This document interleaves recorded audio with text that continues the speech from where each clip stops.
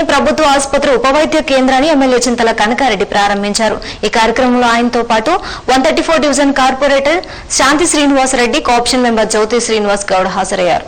మేడ్చల్ జిల్లా ఓల్డ్ అల్వాల్లోని ప్రభుత్వ ఆసుపత్రిలో ఉపవైద్య కేంద్రాన్ని ఎమ్మెల్యే చింతల కనకారెడ్డి ప్రారంభించారు.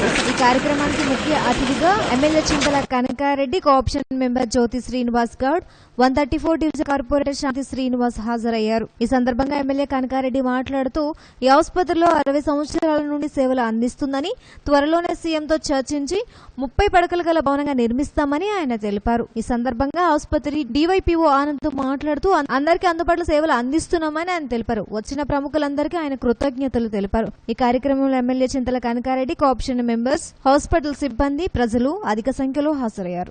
మన మల్కాజ్గిరి డివిజన్ లో deputy DMO office, deputy DHM office open చేసినందుకు డాక్టర్లు కూడా ఇక్కడ అల్వాల్ సర్కిల్లో అల్వాల్ హాస్పిటల్ చాలా పురాతనమైంది. 60 ఏళ్ళు హాస్పిటల్ దీనికి అల్వాల్ హాస్పిటల్. వాళ్ళందరూ కలిసి డాక్టర్లు నాకు సలహా చేసిర్రు ఇక్కడ సర్కిల్ ఆఫీస్ పెట్టాలని.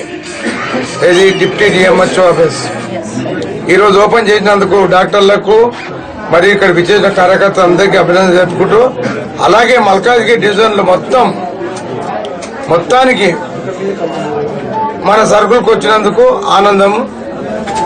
మరియు అలాగే నేను ఇక్కడ ఒక చేస్తున్నా మల్కాజ్గిరిలో 50 బెడ్ల హాస్పిటల్ మొత్తం తయారైంది. ఇక్కడ కూడా 30 బెడ్ల హాస్పిటల్ కు ట్రై చేస్తాను తెలుపుకుంటూ సెలవు చేస్తున్నాను. నేను doctor Anand, deputy DMHO Malkajgiri division.